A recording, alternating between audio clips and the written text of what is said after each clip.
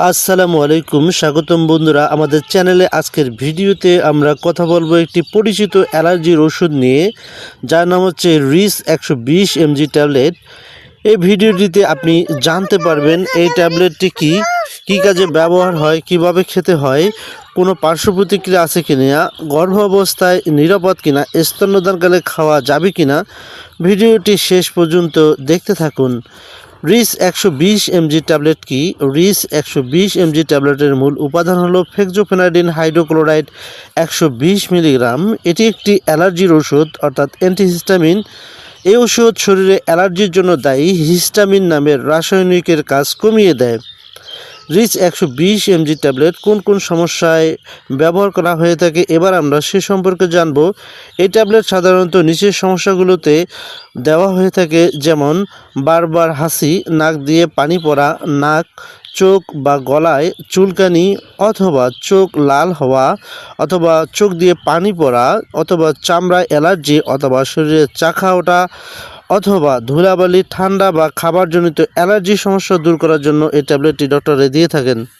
রিস 120 milligram ট্যাবলেটটি খাওয়ার নিয়ম। সাধারণত নিয়ম অনুযায়ী দিনে একটি করে ট্যাবলেট, দিনে একবার করে এই ট্যাবলেটটি খেতে হয়।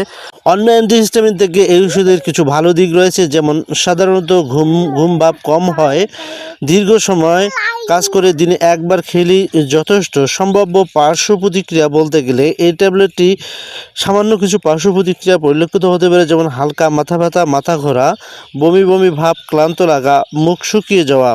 যদি বেশি পার্শ্ব প্রতিক্রিয়া দেখা দেয় তাহলে অবশ্যই ডাক্তারের শরণাপন্ন হতে হবে। গর্ভাবস্থায় রিস 120 mg ট্যাবলেটের ব্যবহার। গর্ভাবস্থায় যে কোনো ওষুধ খুব সাবধানে খেতে হয়। এই ওষুধ নিয়ে গর্ভবতী নারীদের উপর খুব বেশি গবেষণা নেই। সাধারণভাবে এটি সম্পূর্ণ নিরাপদ বলা যায় না। একটি গুরুত্বপূর্ণ বিষয় হচ্ছে, ডাক্তারের পরামর্শ ছাড়া গর্ভাবস্থায় রিস 120 মিলিগ্রাম ট্যাবলেটটি খাবেন না। খুব প্রয়োজন হলে ডাক্তার ঝুঁকি এবং উপকার বিচার করে দিতে পারেন। নিজে নিজে খাওয়া একদমই ঠিক নয়। স্তন্যদানকালে রিস 120 মিলিগ্রাম ট্যাবলেটের ব্যবহার। এই ওষুধ অল্প পরিমাণে বুকের দুধে যেতে পারে।